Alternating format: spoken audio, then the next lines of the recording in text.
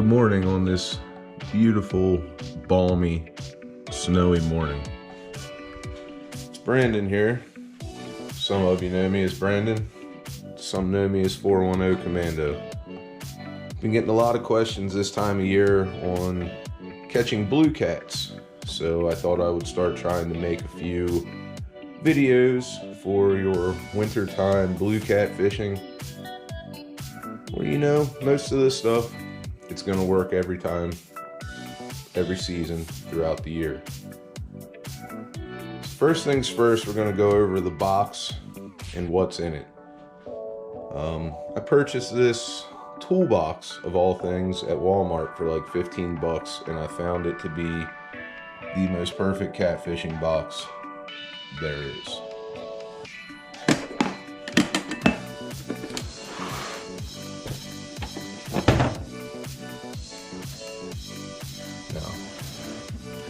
Up top, it's full of removable bins.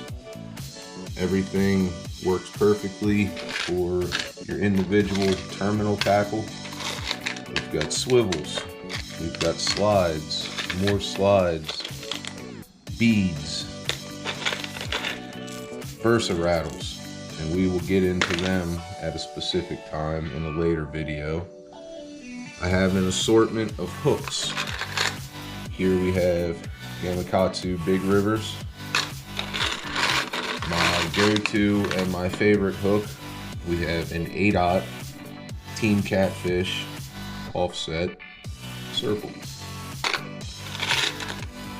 Here we have what a lot of people will find on a regular basis, and I encourage them to use. This is a Gamakatsu 8/0 offset circle.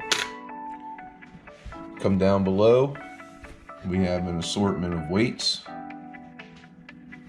depending on the water conditions, the type of water, and we also have our material to make leaders. Now, a lot of people ask me about the rigs that I run. They're really quite simple.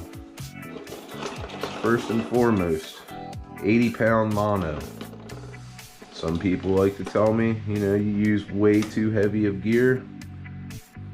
Maybe I do, maybe I don't, but I catch fish and I don't lose them.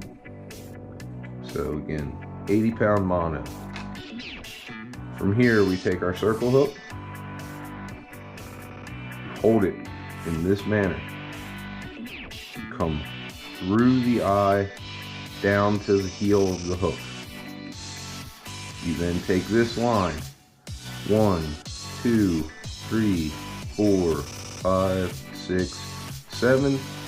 A minimum of 7 wraps is recommended. I don't like odd numbers, so we go ahead and do 8, 9, and then on the 10th, you will pinch your line, bring your running end up through the eye from the back, pull it out, loop your hook, sink your knot, and there you just tied a knotless snell. Alright, now on your tag end here, some people like to tie a little knot in there. I just let it alone. I've never had one slip. I have hauled many of trees off of the bottom of the river with this. I have nothing to worry about.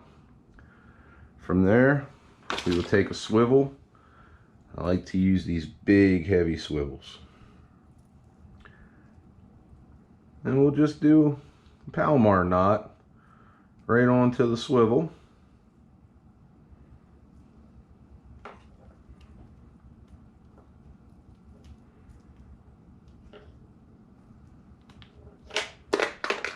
Sink it down. Take our nippers. We'll trim the tail. And just like that, we have a completed leader. Now from here, I would go to my main line. I would insert a bead onto the main line. This bead is going to protect your knot from the heavy weights crashing against it. And we would use a slide. You put your slide on, then your bead, tie a Palomar knot straight to your swivel, and what you would end up with is your main line, hook, leader material, swivel, a bead to protect your knot to your main line, and your slide above it. And at which point, depending on your water conditions, your water current, things of that nature, you can add your weight. I used to be a big fan of no-roll sinkers. So you'll see in my box, I keep some of these threaded eyelets from the hardware store. What you can do is, if you need to adjust weights in a hurry, if you're in current especially, sometimes these no-rolls like to act as a propeller. They'll spin, they'll flip, they'll jumble your line all up.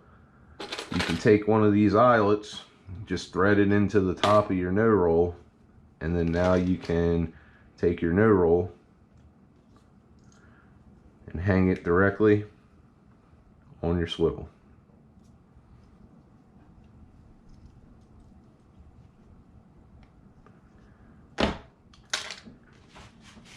And that's all there is to my catfishing setups. Everybody's curious, but this is the bulk. This is the bread and butter of many trophy fish. And we'll get back with another video here soon, and we will get into more in-depth specifics of everything. If anyone has any questions or wants to see any one particular thing in more detail, please let me know. Thanks, guys.